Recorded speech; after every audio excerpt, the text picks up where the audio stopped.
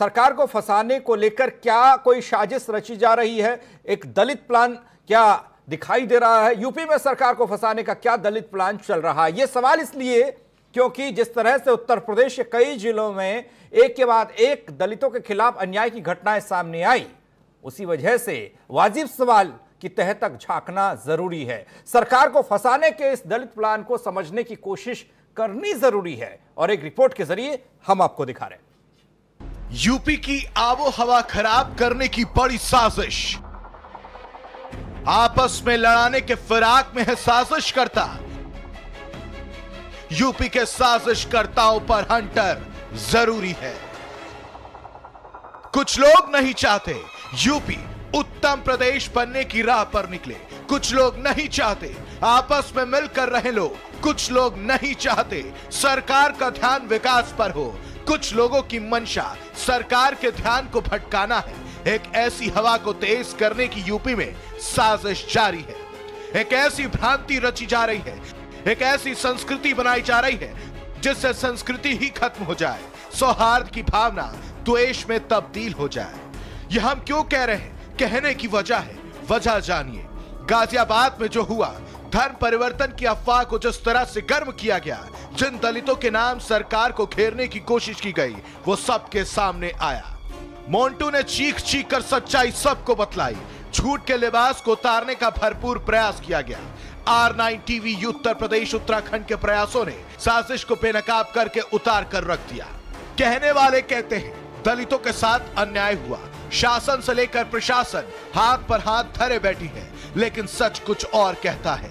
और नाव में दलितों के खिलाफ कट्टरपंथियों ने जब नफरत दिखाई, नाली साफ करने का पैसा मांगने पर वाल्मीकि परिवार को जब बुरी तरह पीटा, तो पुलिस ने FIR दर्ज की। 7 नामजद और 20 अज्ञात लोगों के खिलाफ कार्रवाई हुई। लड़ाई मतलब काम करते हैं, हाँ। तो पैसा मांगा, पैसा मांगने के लिए जिन्हें कहने लगा ये मार है। कहाँ पे काम करते हैं? मतलब ये नाली साफ करने वाला काम करते हैं, प्रधान से कहने अच्छा, सफाई कर्मी का काम करते हैं। हैं। तो वही प्रधान से मांगा है, प्रधान ने कहा आ रहा है, फिर प्रधान ने नहीं दिया और बुला के लौंडे को मरवाने लगे। थाना सफीपुर के अंतर्गत ग्राम मुस्तफाबाद में एक रजोले नाम के व्यक्ति के द्वारा एक FIR पंजीकृत की गई थी, जिसमें उसके द्वारा आरोप लगाया गया था कि प्रधान के द्वारा मजदूरी का पैसा ना देना, इस तरह के आदि आरोप लगाए गए थे और उसके साथ मारपीट करने के आरोप लगाए थे। इस प्रकरण में तत्काल अभियोग को पंजीकृत किया गया था और CO सफीपुर के द्वारा इसकी विवेचना की गई। विवेचना के आधार पर आज 3 अभियुक्तों को गिरफ्तार किया गया है और तीनों अभियुक्तों को गिरफ्तार करके आज जेल भेजा जा रहा है। जो अभियुक्त गिरफ्तार किए गए हैं उनके नाम Usman son of Chandu son of Sawan और खलील सन ऑफ जलील है। अन्य अभियुक्तों की गिरफ्तारी के लिए पुलिस के द्वारा टीम गठित करके प्रयास किया जाए। मेरठ में ही ऐसा मामला सामने आया।